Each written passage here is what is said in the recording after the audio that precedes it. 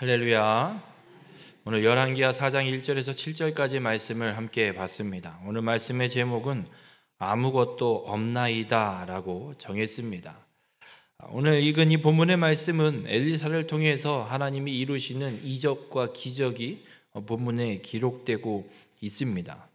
오늘 이 본문에 기록된 이 기적을 통해서 마르지 않는 생명수 예수 그리스도를 만나 정결하게 거듭나는 우리 모든 성도님들의 삶이 되시길 주님의 이름으로 축원합니다. 오늘 엘리사는 엘리야의 뒤를 이어서 이제 북이스라엘의 선지자의 사명을 감당하고 있습니다. 근데 엘리야 선지자가 했던 사역 중에 하나가 무엇이 있냐면 선지자 후배들을 키우는 그런 훈련 기관, 지금으로 이야기하면 마치 신학교 같은 그런 기관을 하나 만들어서 여러 지역에 설립을 해놓고 돌아다니면서 그 후배들을 양성하는 이 사역을 엘리야가 했습니다. 근데 엘리야가 하늘로 승천하고 나서 엘리사가 그 엘리야 선지자 뒤를 이어서 사역을 감당하면서 어떻게 하냐면 그 훈련 기관들을 동일하게 물려받아서 엘리사가 관리하는 일들을 행하게 됩니다. 그런데 오늘 본문에 기록되고 있는 이 한 가정이 등장하게 되는데, 한 여인이, 미망인이 등장하게 되는데, 이 사람은 그 선지자 후보생들 중에 한 사람의 부인입니다. 근데 어떤 상황이 펼쳐졌느냐면 어떤 이유에서인지는 모르지만 이 선지자 후보생으로 훈련을 받던 한 사람이 부인과 두 아들을 남겨놓고 일찍 죽은 것 같아요. 병에 걸려 죽었든 무슨 사고가 있었는지 성경은 기록하지 않습니다. 어쨌든 훈련을 받다가 죽었고 이 부인과 두 아들이 남아서 생계를 유지하고 있는 상황입니다.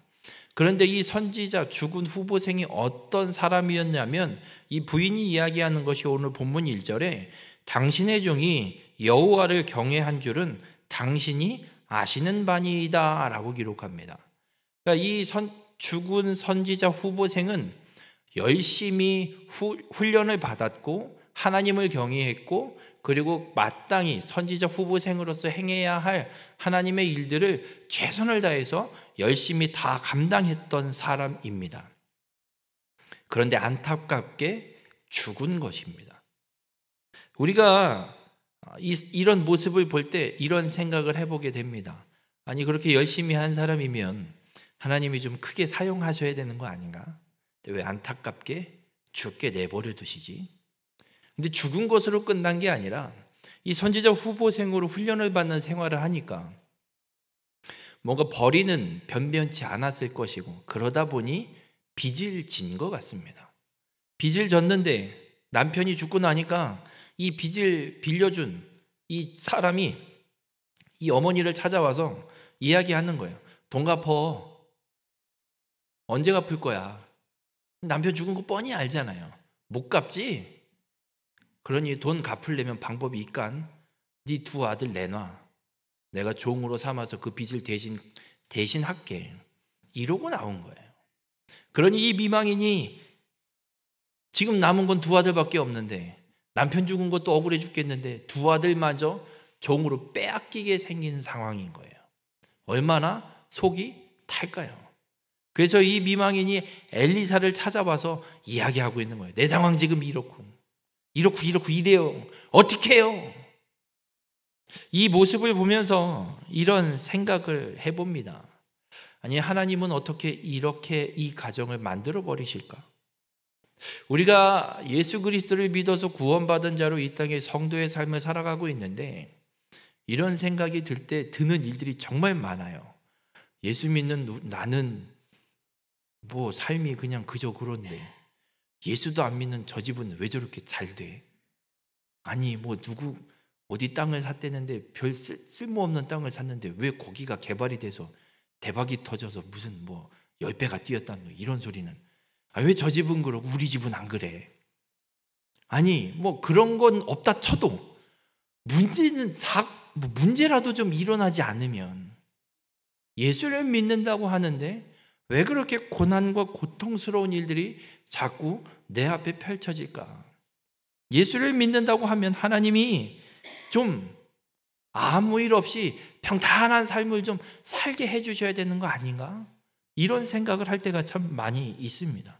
또 오늘 본문에 기록되고 있는 이 가정도 그런 모습인 것 같습니다. 하나님을 위해 훈련을 받는 삶을 살았는데 하나님의 뜻이 이루어지고 뭔가 축복이 임하기는커녕 오히려 두 아들도 빼앗기게 생긴 고통스러운 상황, 고난의 상황이 지금 펼쳐지고 있습니다. 그런데 우리 모든 성도님들, 우리는 성경을 잘 읽어야 됩니다. 예수 믿는다고 잘 된다고 성경은 기록하고 있지 않습니다. 마태복음에 예수님은 이런 말씀을 합니다. 내 이름을 위하여 박해받는 자는 복이 있나니. 박해받는 게 복이라고 예수님은 말씀하고 있습니다. 여러분, 예수 믿는다고 잘 될 거란 생각을 버리십시오. 예수 믿는 자에게 고난과 핍박과 박해가 오는 건 어찌 보면 당연한 건지도 모르겠습니다. 우리가 믿음의 삶을 살아가는 가운데 이런 고난이 올 때 그래서 하나님을 원망하면 안 됩니다. 왜 내게 이런 일이 일어날까? 불평하면 안 됩니다. 여러분, 하나님은 우리를 절대 그냥 버려두시는 분이 아닙니다. 우리에게 닥쳐진 일들을 하나님이 모르시는 거 아닙니다. 하나님은 이미 다 알고 계시고 그 일들을 능히 해결하실 수 있는 분인 줄 믿으시길 바랍니다.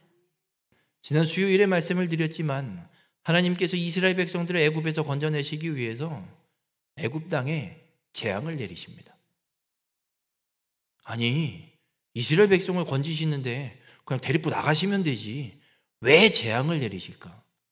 그 재앙을 통해서 하나님은 이스라엘 백성들을 바꾸시는 거고 고치시고 회복시키시는 겁니다. 그동안 400년 넘게 그 땅에서 살면서 애굽 백성들이 섬기고 있던 신을 하나하나 쳐내시면서 하나님을 가르치시는 거예요.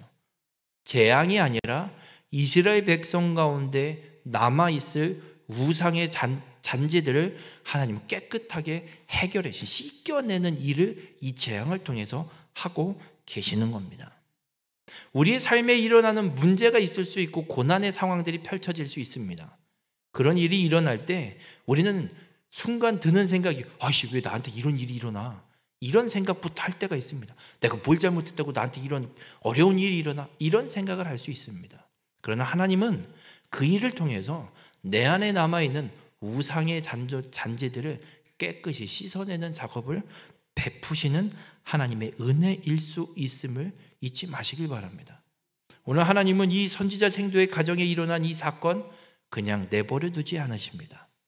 엘리사를 통해 놀라운 이적을 행하시고 그 문제를 해결해 주시는 놀라운 역사를 하나님 베풀어 가십니다. 우리 모든 성도님들, 우리의 삶에 어떤 고난이 올지라도 원망과 불평을 먼저 하지 마십시오. 할 수만 있다면 원망과 불평은 접어두시고 이를 통해 베푸실 하나님의 은혜가 무엇인지를 기대하시고 찾고 그 하나님을 의지하는 우리 모든 성도님들이 되시길 주님의 이름으로 축원합니다. 이 선지자 생도의 가정, 이 미망인이 엘리사를 찾아와서 이야기하자 엘리사가 그 이야기를 듣고 물어요. 네 집에 뭐가 있냐? 내가 너에게 어떻게 해주길 원하냐? 그래? 그럼 네 집에 도대체 뭐가 있냐? 그랬더니 이 여인이 이렇게 이야기합니다. 기름 한 그릇 외에는 아무것도 없나이다 라고 이야기합니다. 여러분, 기름 한 그릇으로 번역되어 있는 이 히브리어 단어의 의미를 좀 찾아가면 여러분 이런 뭐 대접의 한 그릇 이런 의미가 아니에요. 한 그릇으로 번역되어 있는 이 의미가 뭐냐면 기름을 바르다라는 단어에서 유래된 말이에요. 그러니까 한 사람에게 기름 바를 정도. 뭔가 이 시대에 기름 부어 왕을 세우거나 이런 일들을 행할 때처럼 한 사람에게 기름을 부을 정도의 양만 남아있다는 거예요. 이렇게 생각하시면 될 것 같아요. 우리가 세례를 베풀 때 물을 손으로 떠서 세례를 베풀잖아요. 그 정도. 여쭤볼게요. 이거 뭐 해요? 계란 후라이 하나는 할 수 있을까요? 그만큼 작은 양이에요. 뭐 희망도 보이지 않는 작은 양이에요. 빚을 갚을 게 아무것도 없는, 뭔가 이 문제를 해결할 수 있는 게 아무것도 없는 상태를 지금 이야기하고 있어요. 그 조금의 소량의 기름을 제외하고는 있는 게 아무것도 없다라고 이야기합니다. 거기다 대고 엘리사가 하는 말이 대단해요. 엘리사가 뭐라고 하냐면 밖에 나가서 모든 이웃에게 그릇을 빌리라. 여러분 같으면 빌리러 나가시겠어요? 지금 빚도 못 갚아서 두 아들이 뺏기게 생겼는데 가갖고 그릇 빌린다고 빌려줄까요? 이럴걸요. 뭐 하려고? 저 같으면 이런 생각이 될 것 같아요. 그런 사람이 그릇 빌리러 오면 이런 생각할 것 같아요. 왜? 이거 갖다가 팔아서 엿바꿔서라도 어떻게 좀 입에 풀칠이라도 하려고 그러나? 이 생각에 전 안 빌려줄 것 같아요. 엘리사가 얘기해요. 나가서 그릇을 빌리래요. 근데 빌린데 얼마큼 빌리냐면 빈 그릇을 빌리되 조금 빌리지 말고. 이 조금 빌리지 말고라는 단어가 어떤 의미를 갖고 있는 문구냐면 네가 구하고자 하는 것을 얻고자 하느냐? 그러면 너는 빈 그릇들을 적게 만들지 말라. 지금 이 여인은 빚을 해결해야 아들을 살려요. 아들을 안 뺏겨요. 이거를 해결해야 되는 거예요. 그런데 이야기하는 거예요. 네가 그 문제를 해결하기 원하느냐? 그러면 빈 그릇을 적게 만들지 말래요. 문제를 해결하고 싶으면 문제를 해결하고 싶은 만큼 하여튼간 이 그릇을 빌릴 수 있을 만큼 최대한 빌려오라는 거예요.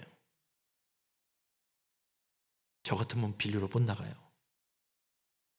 뭘 빌려야 지금 이거 팔아먹는다고 안 빌려줄 거 뻔한데. 그런데 엘리사가 이야기하는 거예요. 그런데 이 여인이 그대로 순종합니다. 가서 그릇을 죄다 빌려오고 문을 닫고 두 아들과 함께 이 기름, 정말 손바닥에 조금밖에 담겨지지 않을 그 기름 그릇을 갖고 와서 모든 빈 그릇에 하나씩 붓기 시작해요. 근데 이게 부은다고 기름이 흐를까요? 놀랍게도요.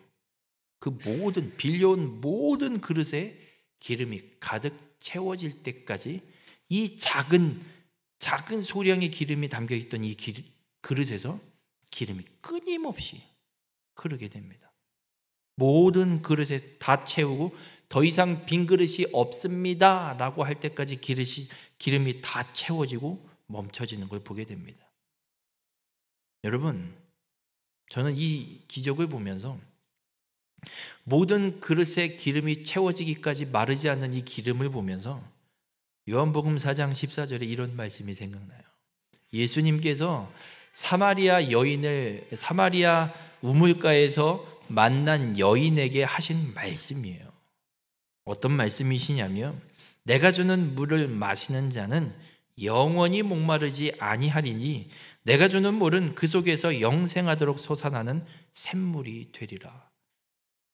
예수님께서 사마리아의 그 한낮에 뜨거운 그 시간에 물을 들어온 이 여인과 하신 대화예요. 여러분, 영원히 마르지 않는 생명수, 영원히 마르지 않는 물, 영원히 이 그릇에 다 채워지기까지 마르지 않는 이 기름은 예수 그리스도를 말씀하고 있습니다. 우리의 삶에 해결되지 않는 문제들 너무나도 많습니다. 그러나 그 문제를 해결하시는 분은 예수 그리스도이심을 믿으시길 바랍니다. 오늘 이 선지자 생도의 가정에 하나님의 엘리사를 통해서 놀라운 이적을 행하십니다.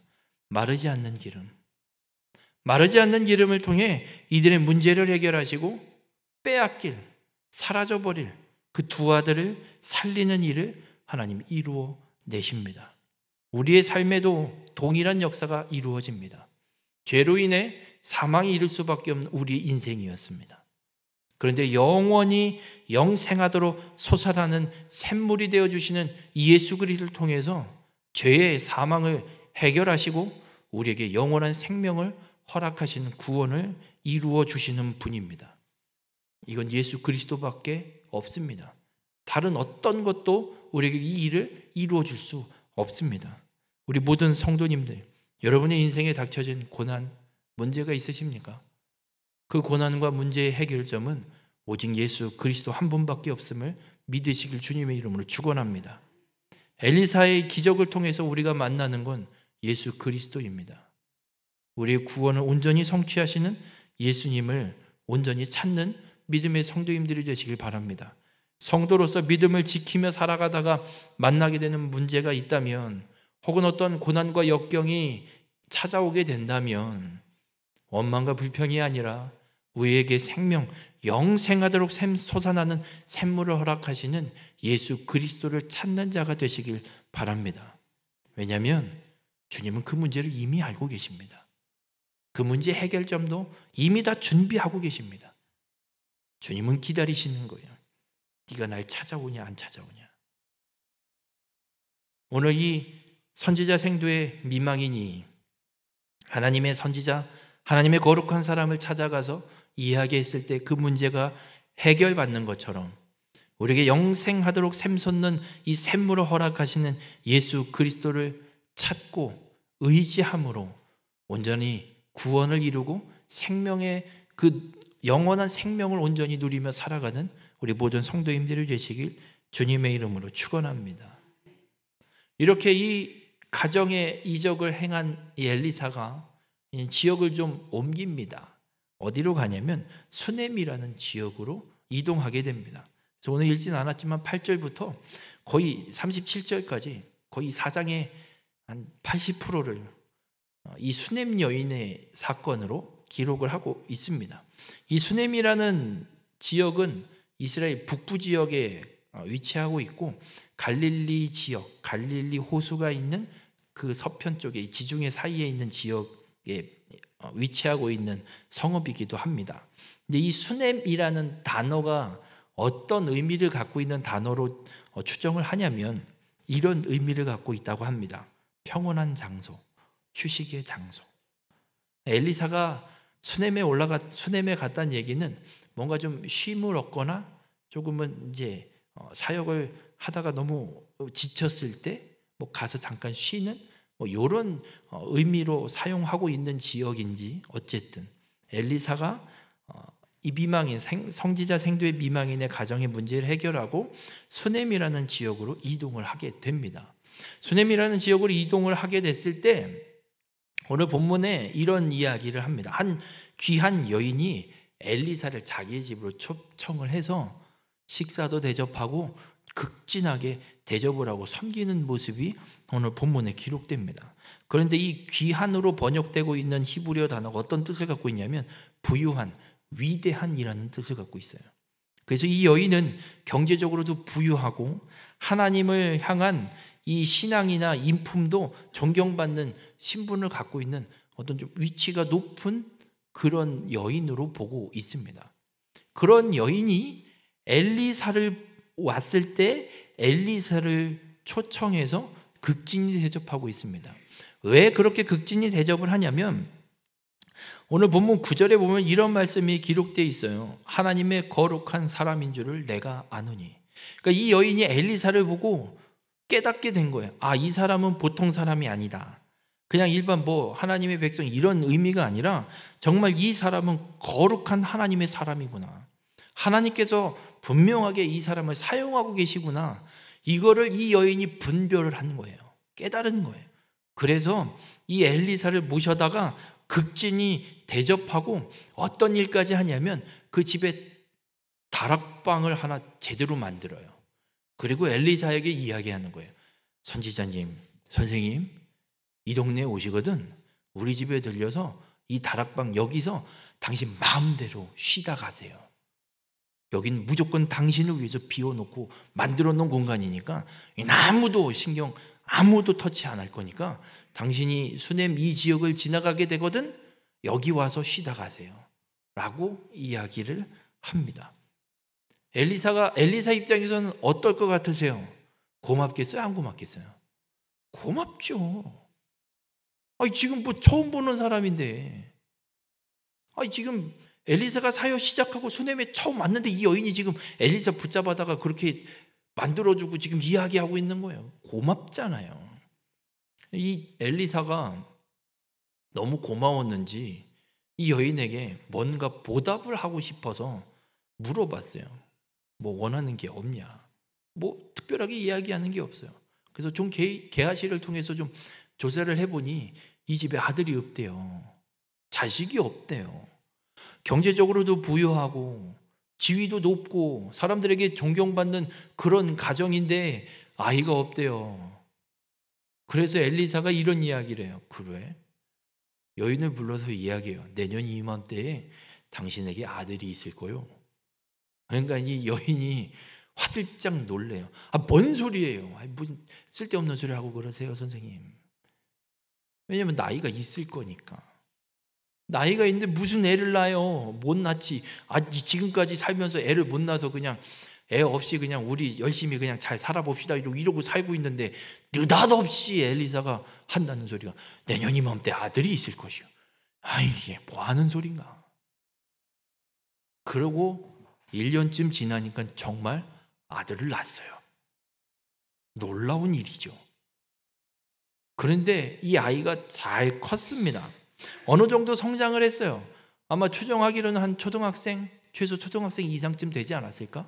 왜냐면 아버지 일하는 밭에도 나갔다 오고 뭐 이 정도 되니까 초등학생쯤 됐을까? 이때쯤 됐는데 애가 갑자기 머리가 아프대요. 그래서 집으로 빨리 돌려 보냈어요. 그 어머니 품에서 머리가 아프다고 이러고 있다가 그냥 애가 죽어버렸어요. 이 여인이 얼마나 비통해요. 그동안 애 없이 살 때는 그냥 애가 없으니까 없는가 보다 하고 그냥 살겠는데 애가 생겨갖고 얘를 몇 년 잘 키우고 있는데 갑자기 애가 죽어버리니 그 마음이 얼마나 비통하겠냐고요. 이 여인이 엘리사에게 사람을 연락을 보내는 거예요. 누가 언제 내 애 없는 것 때문에 당신한테 애 좀 하나 낳게 해달라고 내가 요구한 적 있냐고. 왜 애는 생기게 그렇게 해놓고서는 얘 죽었다고 지금. 여러분 차라리 애 없으면 그 아이를 잃은 고통을 모르고 살 거예요. 겪을 일이 없어요. 근데 왜 애는 줘놓고 애가 죽게 만들어갖고. 그래서 엘리사가 그 소식을 듣고 게하시를 먼저 지팡이를 들려보내서 먼저 보내요. 근데 게하시가 엘리사가 시킨 대로 했지만 아이가 깨어나지 않아요. 그 엘리사가 결국은 도착을 해서 이 아이를 어머니는 그 엘리사의 다락방에 뉘어놓고 있었어요. 그래서 엘리사가 다락방에 올라가서 여호와께 기도하고 그 아이 위에 2번을 엎드립니다. 그랬더니 이 아이가 다시 살아나는 일이 펼쳐집니다. 여러분 이 여인에게도 동일한 이 선지자 후보생의 가정에 일어난 것처럼 이 여인에게도 동일한 일이 일어난 거예요. 하나님의 사람이어서 극진히 대접하고 섬겼을 뿐이에요. 누가 아들을 달랬어요? 아들을 달라고 요구한 적도 없어요. 어찌 보면 하나님이 강제로 아들을 주신 거예요, 지금.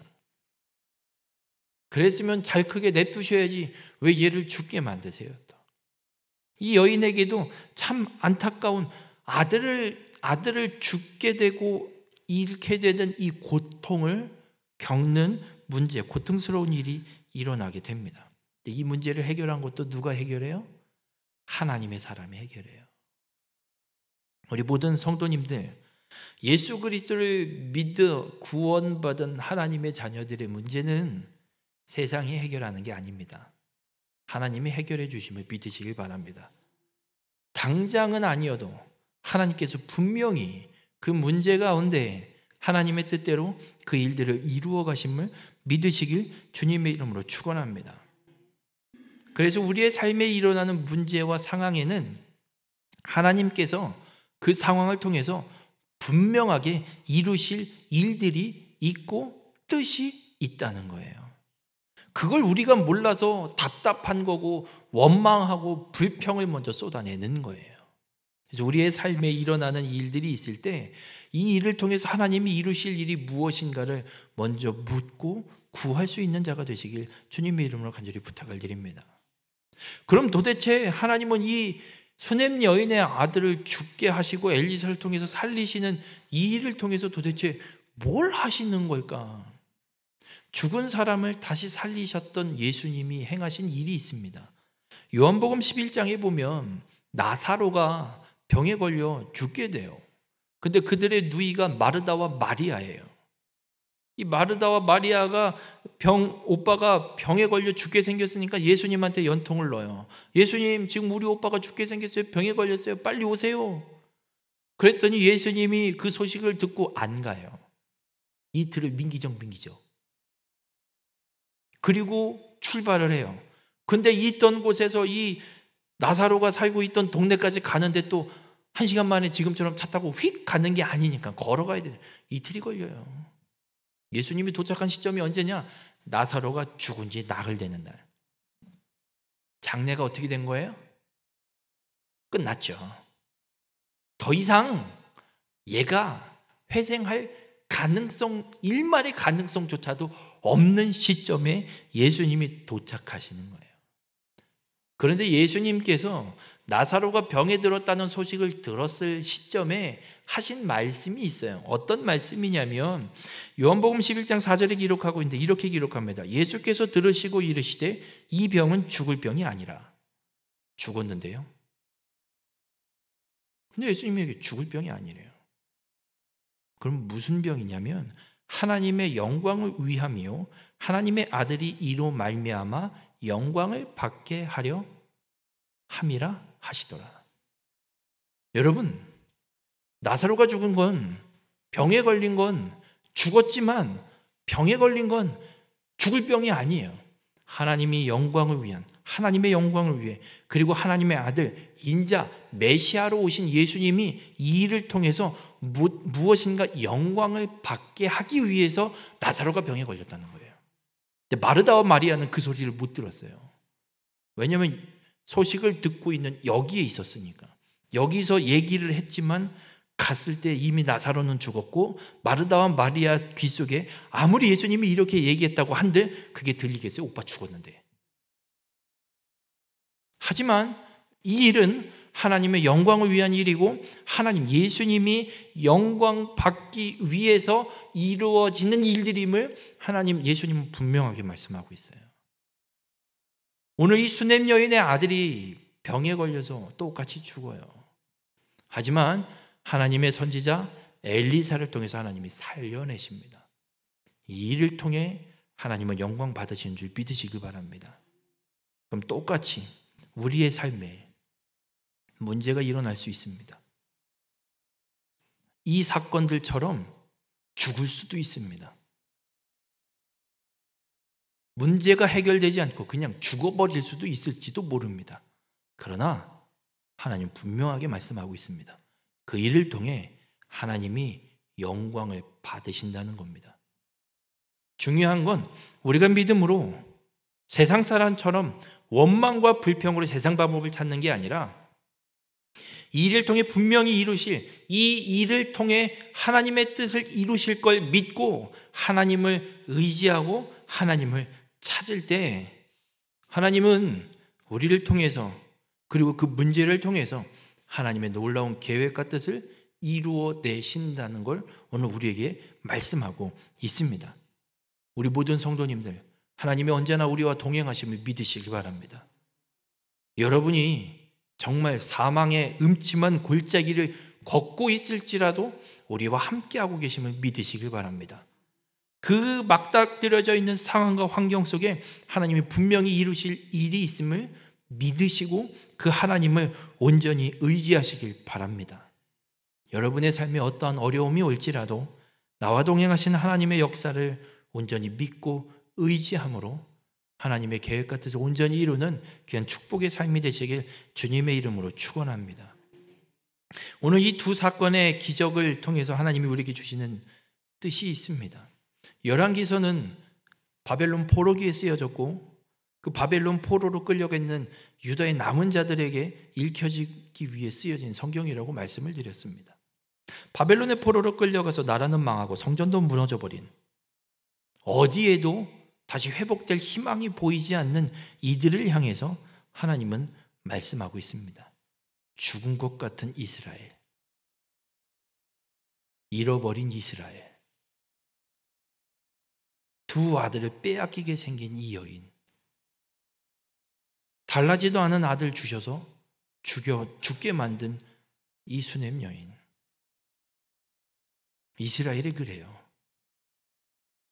나라도 뺏겼고 땅도 뺏겼고 하나님이 주신다고 했지 누가 달라고 했어요? 그렇게 바벨론의 포로로 끌려있는. 하지만 하나님은 말씀하십니다. 메시아를 이 땅에 보내실 것을 약속하셨고 유다의 혈통을 통해 실로가 오기까지 왕위가 끊어지지 않도록 하나님이 지키실 걸 분명히 약속하셨습니다. 하나님은 그 약속을 성취하실 것을 분명하게 말씀하고 있고 이 기적을 이루신 것처럼 하나님께서 잃어버린 잃을 뻔한 이 두 아들을 찾은 이 여인처럼 잃어버린 이스라엘을 하나님이 다시 찾아내실 것이고 마치 아무것도 없는 성전도 무너져 버리고 나라도 다 망해서 죽은 것 같은 이스라엘을 하나님이 다시 살리셔서 하나님의 구원의 약속을 성취하실 것을 분명하게 약속하고 계십니다. 이 말씀을 우리에게도 동일하게 하고 계십니다. 죽은 것 같은 우리의 삶, 해결되지 않는 문제투성이인 내 삶의 상황들.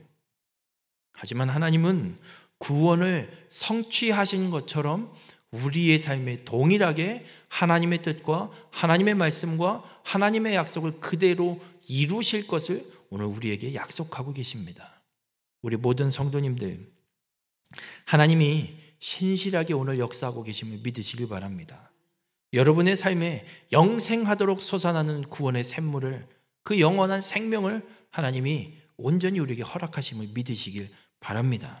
그렇게 신실하게 역사를 이루시는 하나님을 믿으시고 우리의 삶에도 동일하게 이 두 여인에게 이루어내신 하나님의 기적처럼 우리에게도 구원의 기적을 온전히 이루어 주심을 믿으시길 바랍니다.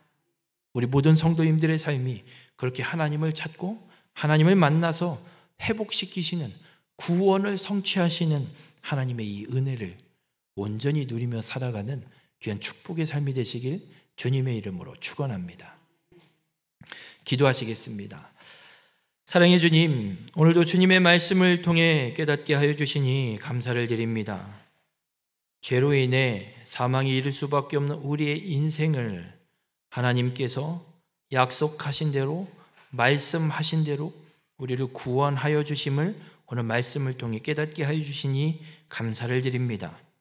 우리의 삶이 언제나 동행하시는 하나님의 말씀대로, 하나님의 그 약속하심대로 하나님만 찾고 의지함으로 구원의 은혜를 온전히 누리며 살아가는 귀한 믿음의 삶이 될 수 있도록 주님 함께하여 주시옵소서. 우리의 삶의 어떠한 상황과 문제가 이루어지게 될지라도, 맞닥뜨려지게 될지라도 신실하신 하나님께서 하나님의 약속과 구원을 온전히 성취하심을 믿고 하나님의 뜻을 찾고 구하고 하나님을 의지함으로 하나님의 놀라운 기적의 역사를 경험하는 귀한 축복의 삶이 될 수 있도록 언제나 우리 가운데 함께하여 주시옵소서. 이 모든 말씀 예수님의 이름으로 기도드렸습니다. 아멘.